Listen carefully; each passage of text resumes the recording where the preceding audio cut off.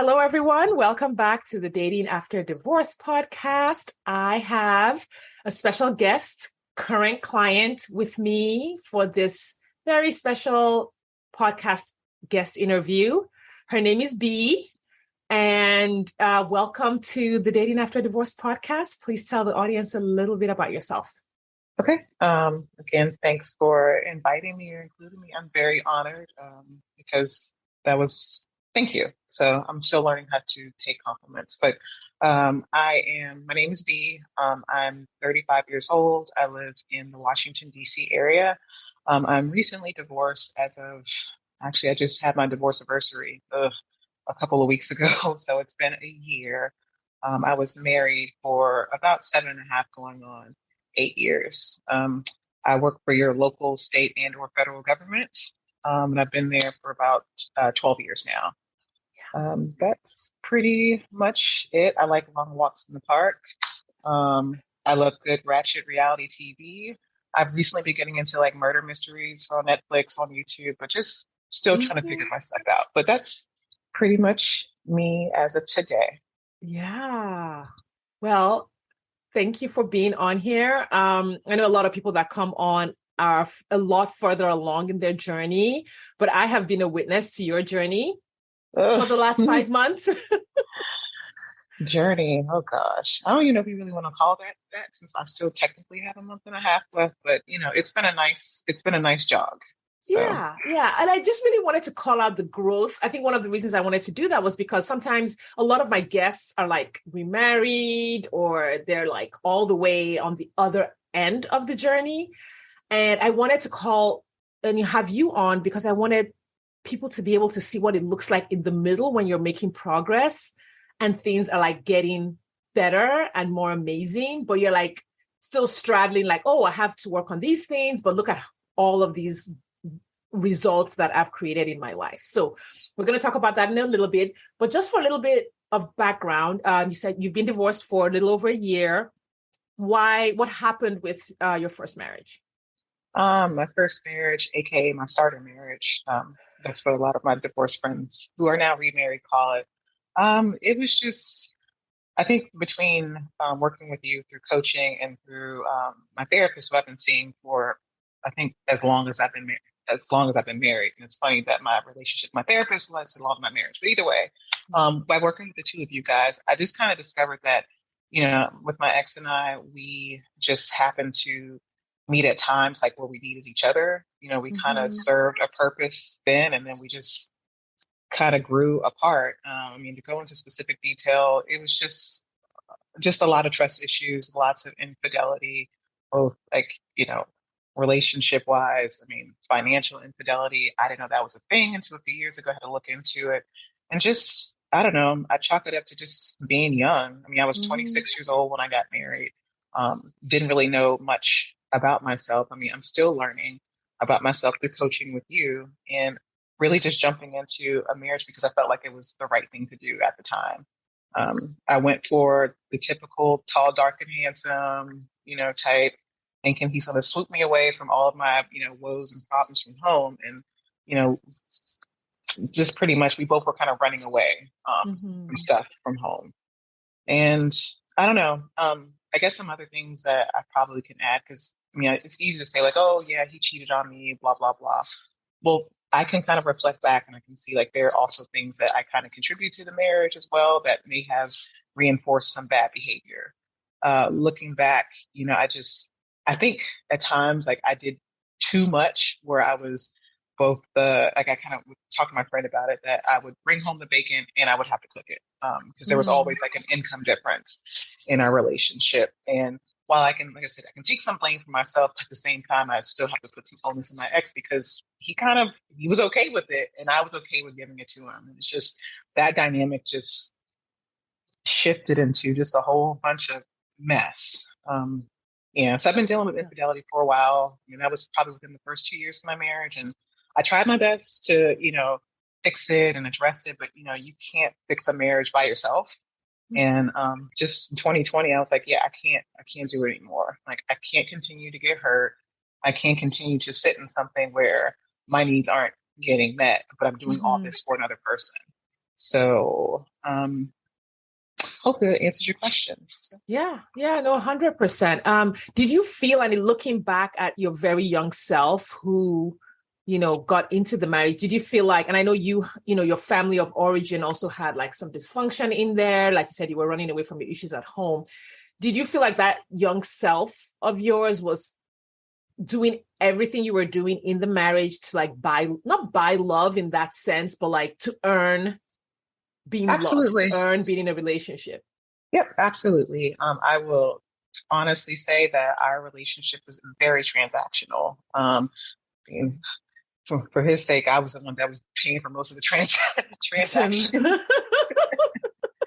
Yeah, actually, like my cousin, I mean, her and I were very close, and she's helped me through this, just through listening and talking and cracking jokes. And one joke she's always said to me was, she's kind of impersonating my ex and say, "Oh, well, you know what? Nothing but the best. My wife will only, my wife will only going to provide nothing but the best for me." But overall, yeah, I would say the relationship is very transactional, and I felt like, I just had to. I don't know, in order to keep his attention, to keep him interested, and I think a lot of it to do with my self-esteem issues. If I could just buy him whatever it is that he needed, or support him financially in whatever business venture he wanted to do at the time, maybe that will make him stay.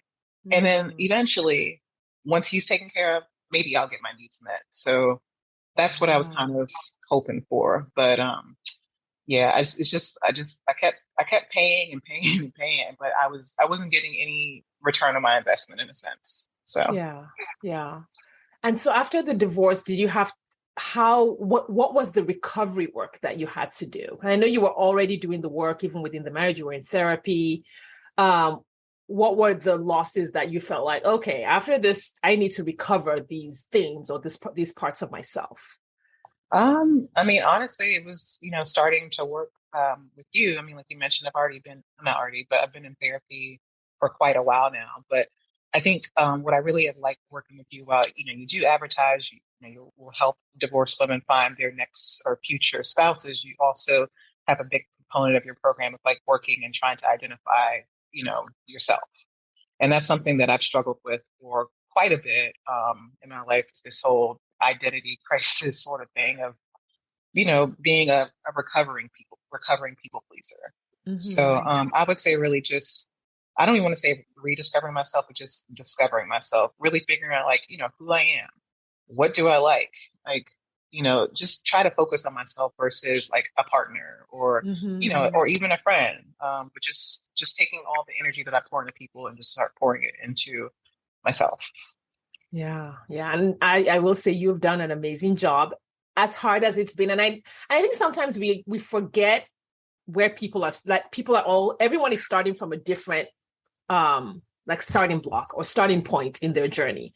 And that's just one thing I do want to say to everyone listening is the reason for all the stories that come on the podcast is I always want to highlight that there are no rules. There's no formula for divorce recovery or for dating after a divorce. You have to figure out where you are in order to figure out what you need to do to get to where you want to go. People are always asking, well, so how long after my divorce should I date? Or how long after this should I do this? And I'm like, there's like a math equation I've seen online. It's like for every year you need to multiply by 6 and divide by the second exponent and blah, blah, blah. And like, there is no right, no.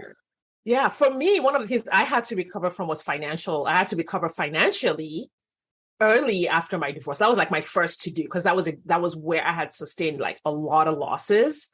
Same.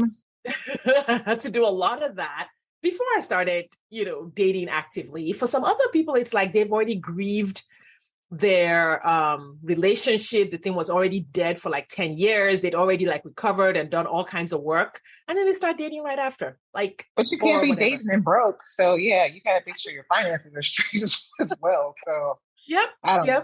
I talked to someone at one point who was like, I was like, hey, dating apps. And then she was like, well, I can't afford a dating app. I was like, oh no. So what I was doing for one of them, because I'm on, well, whatever, we'll get that. Like I was on Bumble for a bit and I tried Hinge. And I am a very like analytical person when it comes to finances. And if you pay for these apps per month versus like say 3 months or 6 months, it's more expensive. So after being on Bumble for like 6 or 7 months, like, okay, I paid $30 a month. 30 times 8 is $240. I still haven't found anyone. Or I could spend just $240 one time and pay for a lifetime membership. Oh. So for people that are listening out there, that is an option for Bumble. You can have a lifetime membership and you can see all the people literally in the whole wide world. And I think it gives you like 5 super swipes, one spotlight per week, and then you can also see people that have liked you. So just in my opinion, it was a better bang for your buck. So yes, but I agree with you. You know, it's expensive. I mean, between dating apps, and I'm looking from both the guy and the girl perspective, but between dating apps and actually paying for dates and inflation, you gotta pick one. But it's so worth it though. Like, listen, when you get your boo, I mean, we can't get mad at Netflix and Chills Day when gas is like as high as a giraffe's ass right now. So just we got to pick one. So I agree with you. It is costly, but you got to make sure that your money is together as well. But anyway, I digress. Yeah, let's talk about your dating journey, which I know that's what everyone wants to hear about because, like we said, this is the Dating After Divorce podcast. So before we started working together, I know you don't want to go there, but it's going to be very helpful for everyone. Cool. What did your dating journey look like before we started working together? Ghetto as hell. Just awful. Piss poor. I was accepting whatever, whoever, doing whoever. Like just, and I think part of it had to do with like I can speak for myself, but just coming out of a 8-year marriage, especially where you weren't getting like say like your physical and emotional needs or whatever met, I just needed some validation. So I mean, literally anyone who swiped on me, if they looked like a club foot in the face, like I would still go out with them. Or even me just I was accepting a lot of stuff that I shouldn't have, and just people that I can honestly say now that were like way, way beneath me. And unfortunately, since my self-esteem was just as low as that, I was willing to accept anything. So, but yeah, it was bad. Some of it was comical. I've gotten my heart broken like once and a half so far. I've had my share of sexcapades. I mean, we're talking like Zane novel stuff. No, I'm just kidding. No, I'm not kidding. No, but like, I really feel like I am done. I think I've caught up to me getting married at 26 to where I'm at now. So within that year and a half, I think I got my my single time done. You got a single time in, like you caught up with where you were meant to be. Yeah. And I'm just like, I'm good. I'm good. So yeah. And one of the questions you had for me early was, should I even be dating? Right. How did you answer that for yourself? I don't remember. I don't want to be lonely.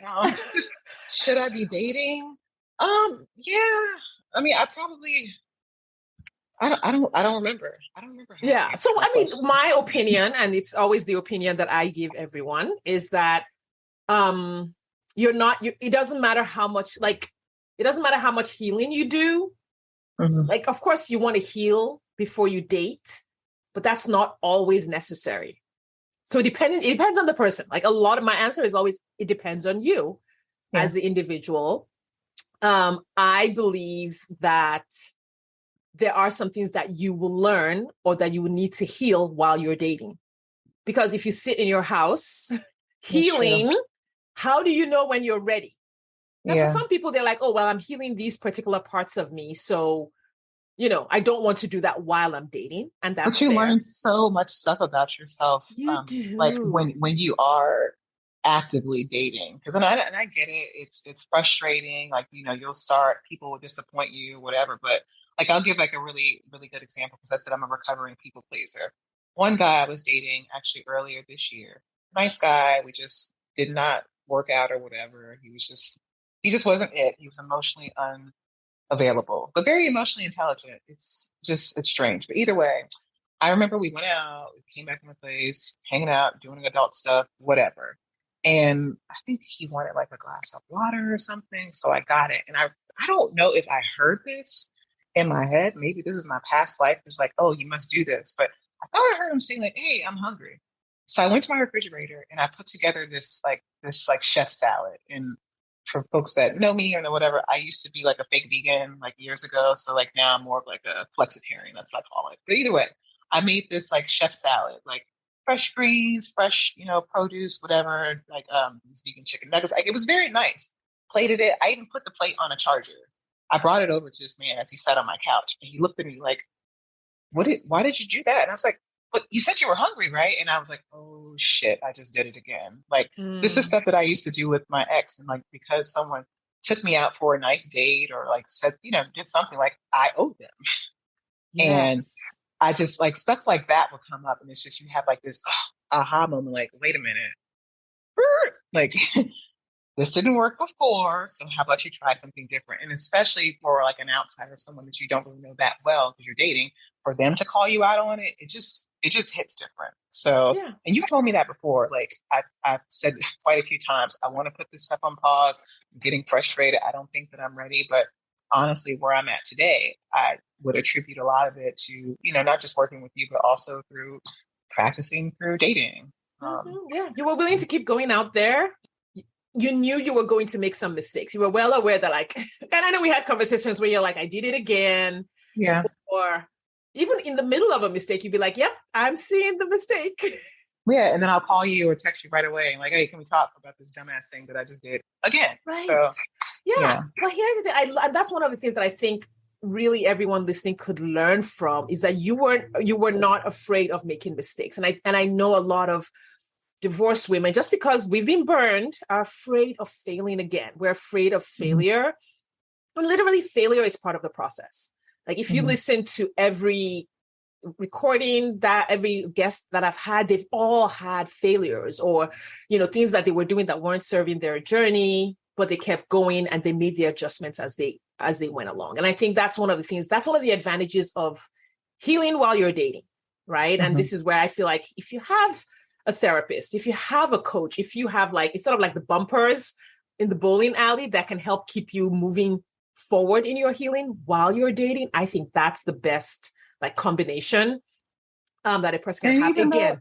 Again, even though I laugh at people with bumpers at the bowling alley, but still very helpful.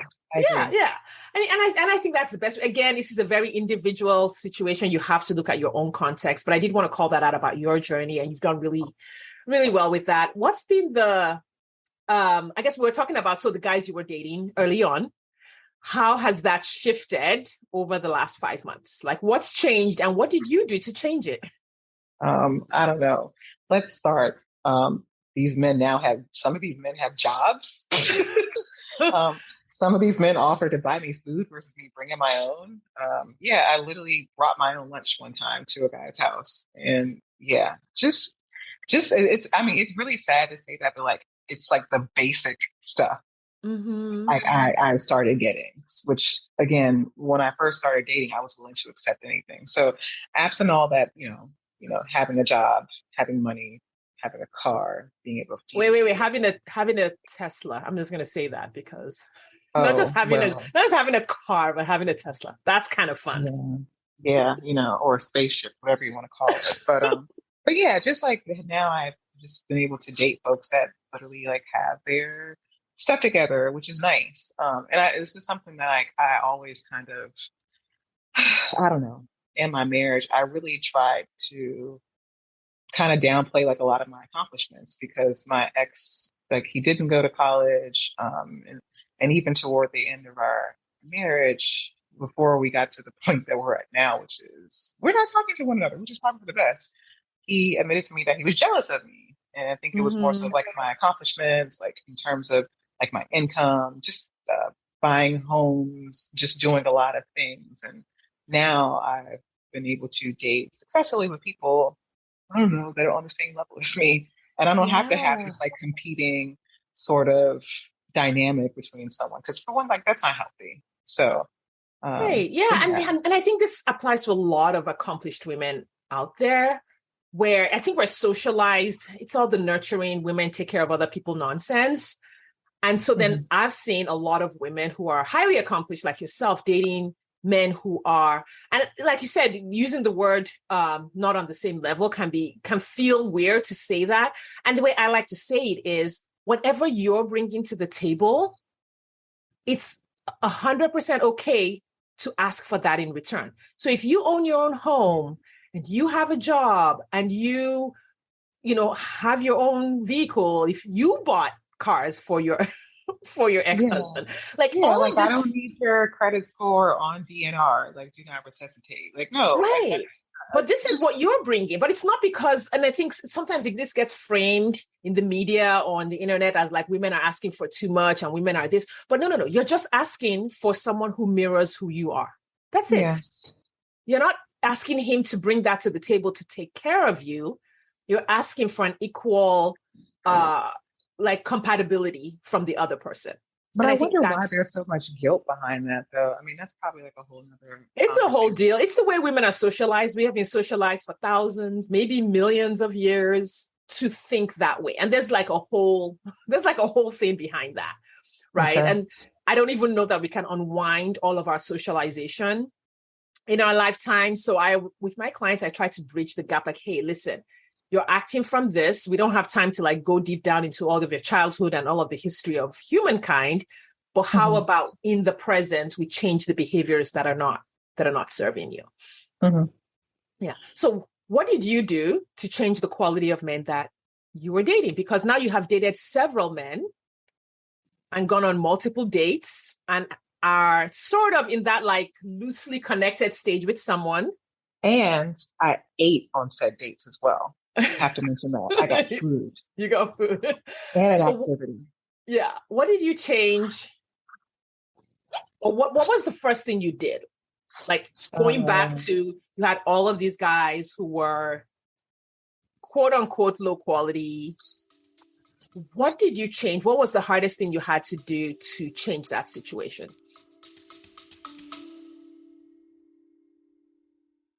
If you love and resonate with the Dating After Divorce podcast and are ready to stop wasting time and find a partner who matches you now, then working with me is your next right move.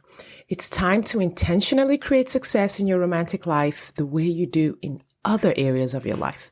Now is the time to open your heart and life to real love. When you work with me, I help you date regularly and consistently, and ultimately you enter a healthy and committed relationship, partnership, or marriage.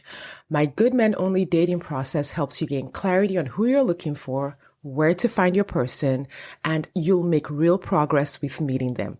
I help you attract the kind of man you want to build a life with. And you'll enjoy the dating process because you'll spend time with men whose company you actually enjoy instead of kissing 100 frogs. My coaching process includes setting up your dating profile, your online dating process so that you level up the types of men you're meeting until you hit the right match.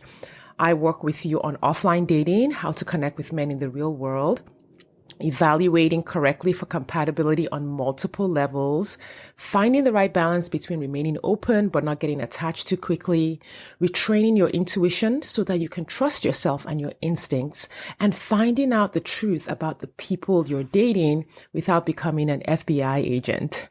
And when you finally go exclusive, you'll know the questions and conversations you need to have so you won't spend what should be your romantic honeymoon season overthinking and wondering if you're missing something about him.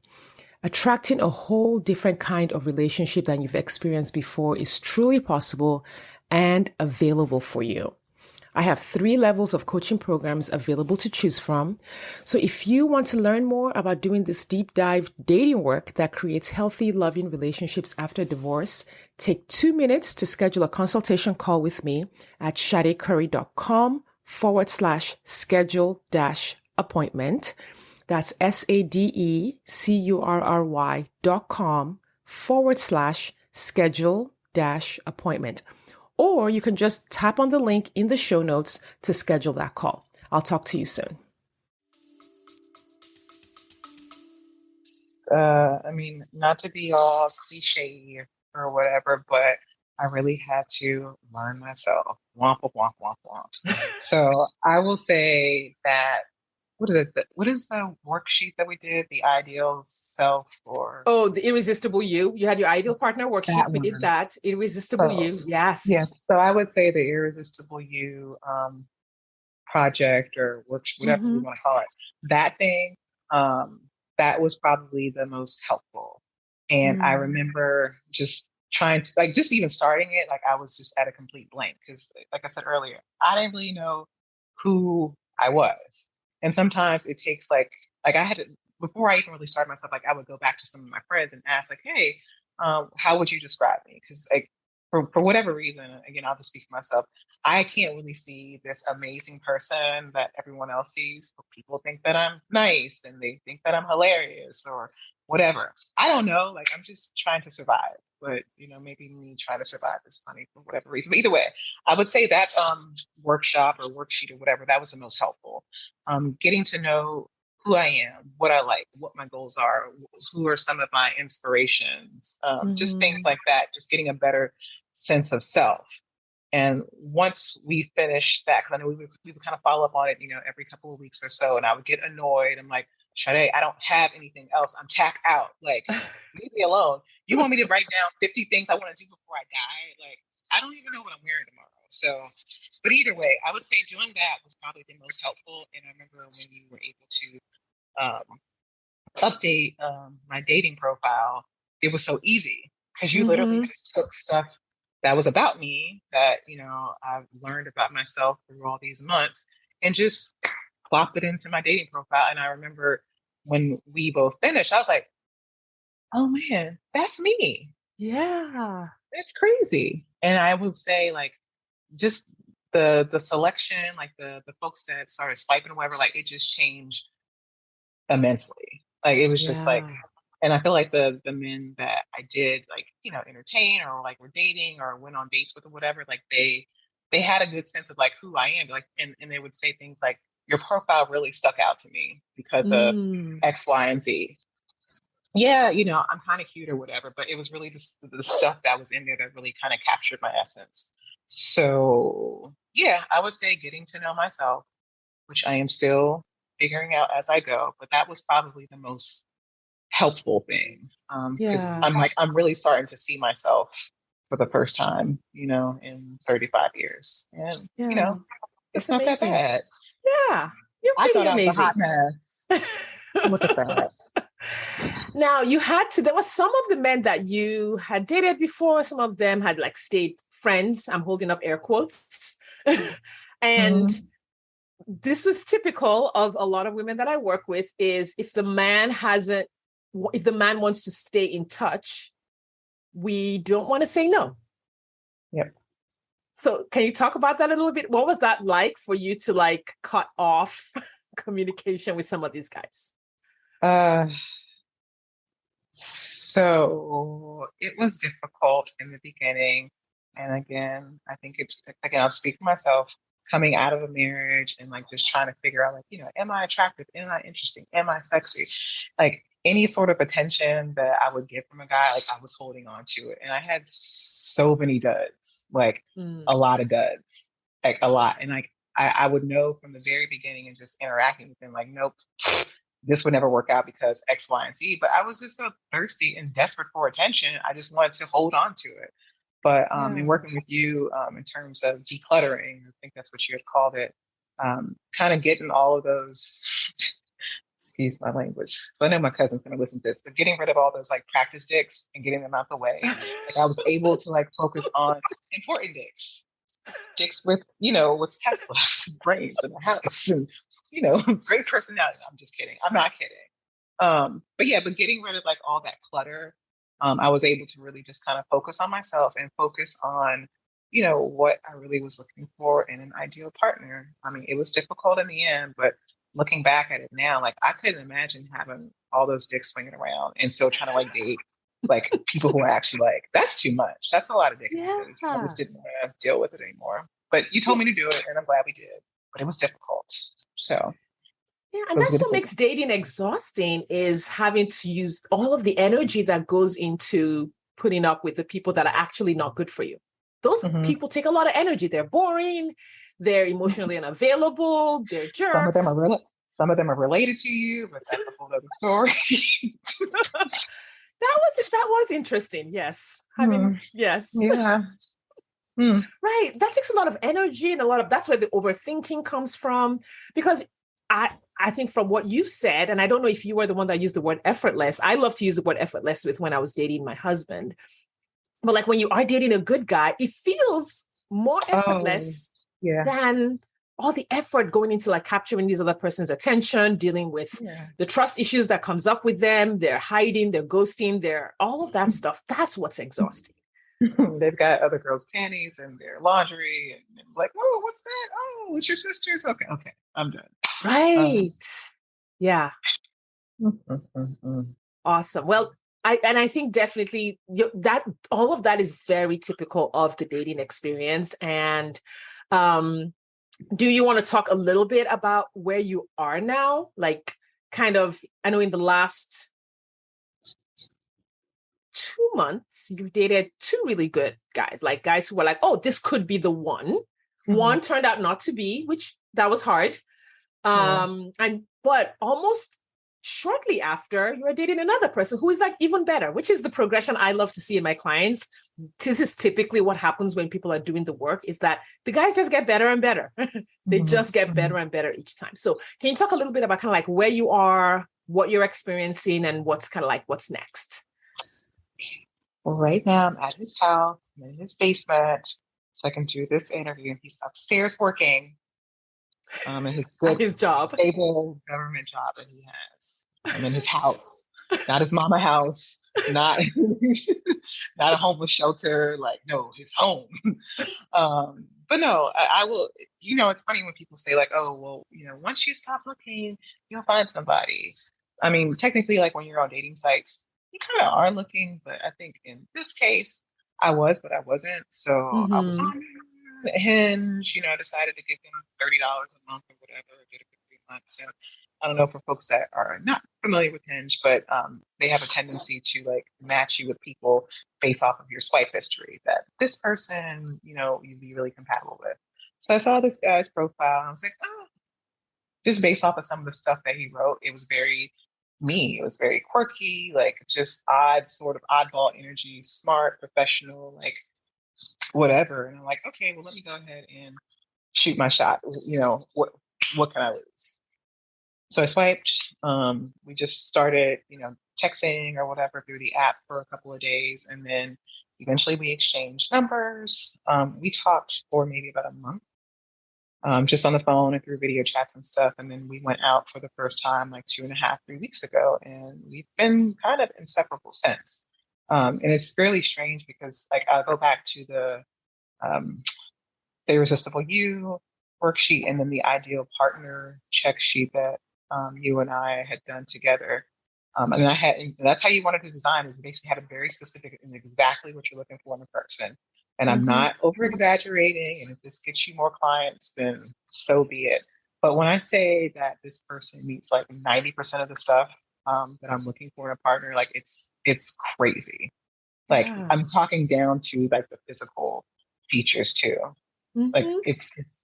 and like you were saying earlier, just when you really meet that person, when you hopefully think that person, everything is just so effortless and easy. When I first met him in person, it was just, I wasn't scared. I wasn't, it was just like meeting an old friend. And I think us Mm. really spending that time talking and getting to know each other for a month really did help. But yeah, this is like the most comfortable I've ever been in terms of like dating and just getting to know someone. And then for this person to literally like, he literally likes me for me. Like we went out this past weekend and random, I got a chemical peel. Um, just, just, I just like wasting money sometimes. But anyway, I got a chemical peel and I was looking like a ghoulie. And he still wanted to hang out with me, like even though my skin was, peeling off and in his beard by the end of the night. But whatever. Um, but yeah, it's just been really, really nice. Like even last night we were on the phone and he mentioned that, yeah, I really want you to like meet some of my friends now. I think that'd be really important. I'm like, yep, totally agree. Because you and I have talked about that before. Like you want to Yeah. introduce to your friends and stuff very early on versus later on. Because once you kind of get in and start really getting heavy and get digmatized and stuff, it's hard for you to unsee some of the the red flags and Yeah. pink flags or whatever, like what your friends may be telling you. So it's just we've been on the same page just about everything. So he's 40, he's divorced, no kids. I'm Aries, he's a Leo, so two fire signs. Like we just get along really well, and we have the same like dry sense of humor. Just we have so many similarities. It's funny, and I mean, I said this to him yesterday, and he said the same thing. Like this is the happiest I've been, like Yeah. with a potential romantic partner, like in a very very very long time. Like Yeah. just genuinely like really really happy, and I have a good feeling about this one. Oh, and he Yeah. wants to get married too. So Yeah. That's amazing. And of course, and he has you've a told me. Tesla. And he does. He owns a Since Tesla. I'm that's like, important. listen. It's not important, only in the fact that the people you dated, you know, prior were so far in the way they showed up to life than the Yeah, people you're dating now. That was the only reason I yeah. mentioned the Tesla. I don't promise Teslas in my client results. He just happens to have one. Um, Just happens to happen. One thing that I wanted to highlight was sort of that experience that one is having when you're about to give up. So like if you talk about the last time, like you had a really great guy and you all were dating and it seemed like it was going somewhere and it didn't work out. And that moment when that ended, right? Mhm. And your ability to even see this possibility. And I know that almost none of us are able to see that. It's sort of like we have to bridge that gap with our imagination to be Yeah. able to keep going. Boy. Well, I mean, you already know about that situation. Like, I was like legit heartbroken. I probably cried for about a week. It took me probably about a good 2.5 weeks to kind of get over it. And like, this is someone who I guess technically dated or whatever for about 3 months, and I just felt really defeated at the time. I'm like, all this work, and I'm finding these great guys, and like this person just, I thought it was going to work out, but then it didn't. And then I started getting all this negative self-talk where I'm just thinking about all the crazy, stupid things that my ex used to say to me about, oh, I don't know, you're going to have to go find someone older. The marriage wasn't that bad for him. You need to go find a matchmaker. Basically, you're not going to find anybody better than me, says the Yeah. narcissist. And I just kind of I got stuck in that for a really long time. It was a lot. So I'm not sure if it was like the universe that kind of came together or something, or me telling you like, hey, we've been doing this for 4 months and I got 2 months left. So I need something to start happening so I can feel like I got my money's worth. But it was tough. But I got through it. It's just, Mm-hmm. I feel like a lot of the quote unquote mistakes that I made during this dating, I just felt like these were things like I should have made in my 20s, but I was an old married lady by then, Yeah. and And I just didn't know. yeah. And you're not wrong that these are, in a sense, mistakes that we should make earlier. Like it would be nice. That's sort of if I had to do it over, Yeah. I would go back and just date for a longer period and not get married so Mhm. quickly and date, different kinds of people. And this is where, like, what I believe how I teach dating comes in, because I teach it as a process that we learn. I teach it as skills that we practice. There's the underlying self-love and trauma that we deal with and the divorce recovery, but I literally believe that it is a process. Like it can be learned, you can practice the skills. And I think staying in the pool of practicing the skills, staying in there is what brings the spouse at the end. Because you Mm. were like, well, maybe it was the universe, or you don't know exactly how he came. I know how he came. You were in the process, Yeah. because I here's stayed the on the thing. apps, You stayed on the apps, even though you were heartbroken. You even stayed though I on did it. not look like my profile picture at all because I was getting Right. shot. Yeah, because that whole month that you were nursing your broken heart, and when we talked about it, I was like, yeah, I get it. You can ease off a little bit, but you wanted to shut them down completely. And I was like, I don't think that serves your goal. Yeah. If your goal, because you have certain considerations, age, and the possibility of kids and things that you're thinking about, it did not serve you to nurse your broken heart out in the cave, shut off from the whole world and not talking to anybody, because you had a certain goal. And that's literally why you met him, because that month where both of you were just talking and texting, even though you were feeling terrible. And looking terrible, by the way. You said you were looking terrible. I think you always look beautiful. But okay, so that part we're gonna have to agree to disagree on. So for the folks that are listening, I had a face for radio during that time. So anyway, continue. Yeah, but you stayed in the process. Literally. And I don't even know that you saw it that way, but I think that was what made the difference, is that you broke up with this one person. And I had already paid for the membership. So what was I going to do? Right. You had broken up with this person. Yes, you could have taken a whole month off to be in the corner crying, or you can be crying and swiping at the same time and stay in the process and put the odds in your favor. And eating delicious snacks from Trader Joe's along the way. Whatever you got to do to nurse the broken heart. All of that, whatever you got to do to that's my recommendation. Yeah. So 100%, and it totally paid off. I've been so excited to like see how it's turned out for you to, and I think even that moment when you realize that this person was just so much better for you, so much more compatible, so much more emotionally available than the person you were thinking you were going to walk down the aisle with. Like, this is been so gratifying to see that. You know, I just told one of my girlfriends that actually a couple of days ago, like, I'm really starting to get to the point now. I don't know if it's maybe because I met this person who I think we are probably going to be going the exclusive thing, because we had a conversation about that last night, which is great. I can honestly say, like, I look back at my marriage and my ex, I'm looking like such and such who, like, I would never, like, I remember like the points where, like, oh God, you remember that time when I ran across him on Bumble?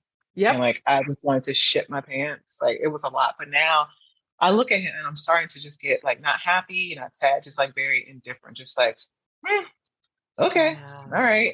Like, and that's a good thing. I mean, I guess it's showing like growth and like, you know, the work and stuff that I've been done. But I know I spend like a large chunk of my time just worrying about like, what's he doing? Who's he doing it with? And all that silly stuff where it's like, well, even if he's doing someone or something else that's better than me, I guarantee you he's not doing any of the work that's needed. So the same mistakes that he made with me, he's going to make it with the next folks. So just focus on myself and just, you know, be happy that now you can see yourself, and other people they already saw me, but like, it's just been nice that I can see who everyone else sees. And I don't have to try with this person. It's so easy.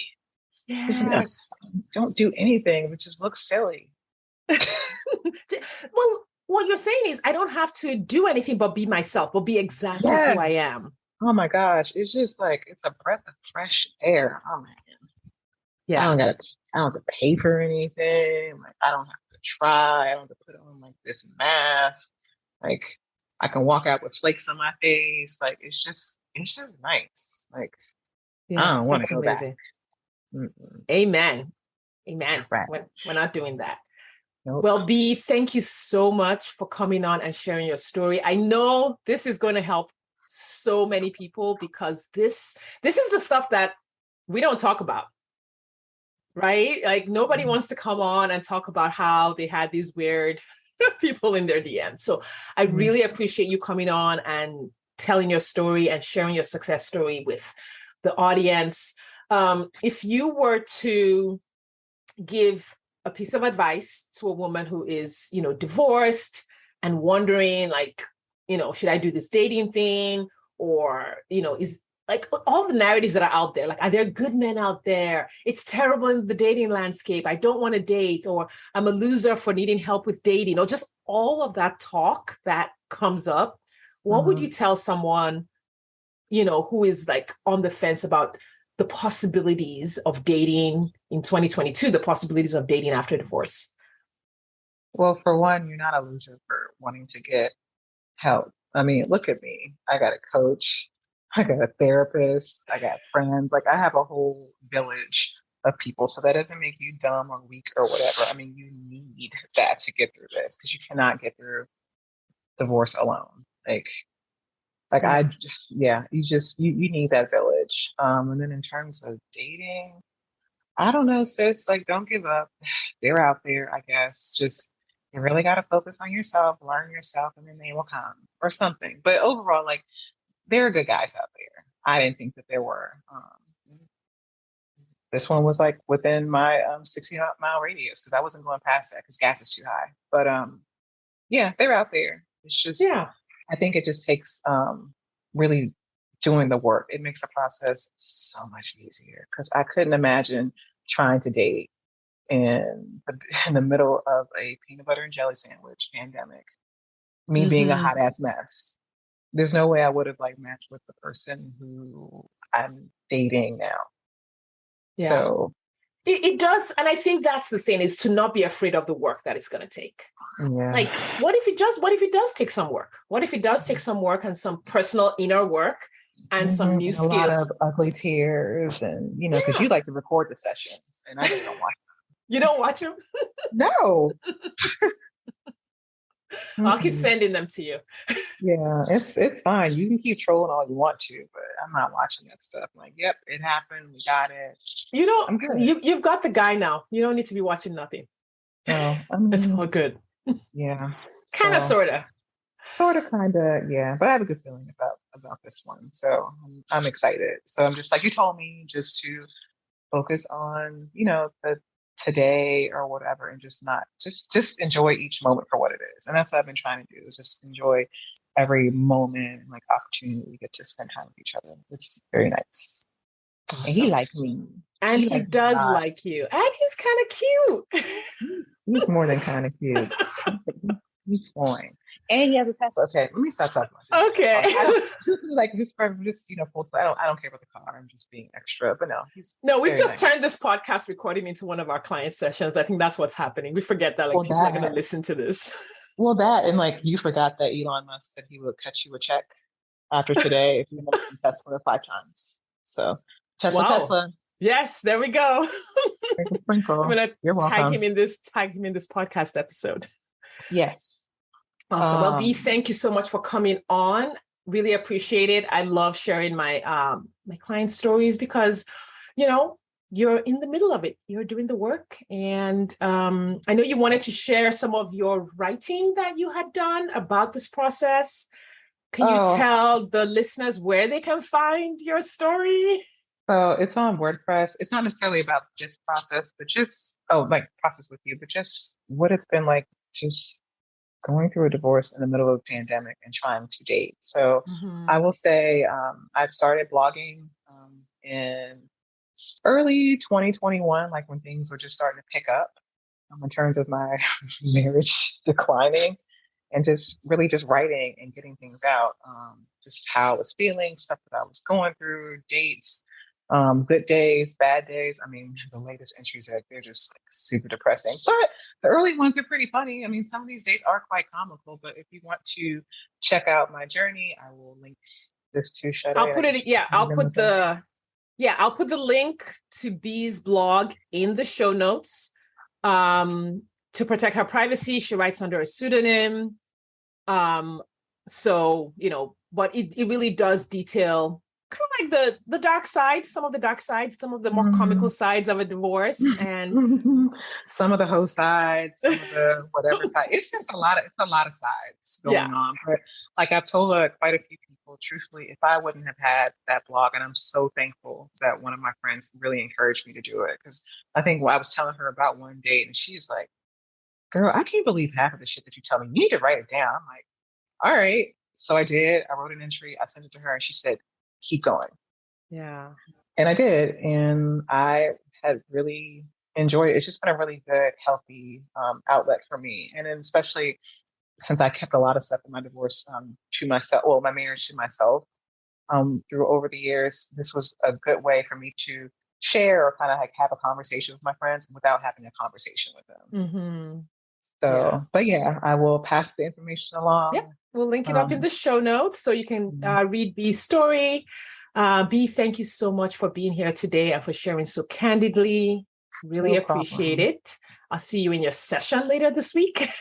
Oh, yeah. I can't wait. We're not done yet. Guess what? I'm not going to watch the video. So, no, I'm kidding. See, now I'm going to watch it. Yeah. All right, everyone. Thank you so much for your time and attention today. Make sure you check out Bee's blog in the show notes. If you're interested in doing this work and getting these kinds of results, do it. Please reach out to me. You can email me. You can book a consultation call with the link in the show notes. You can get a Tesla. Yes, and maybe you too can get a guy with a Tesla. We're just kidding. I'm done. We're kidding. You get a Tesla. You get a Okay, I'm done. All right. Awesome. Anyway. All right, bye everyone. Thank you for listening, and we will see you next time. Hey, bye.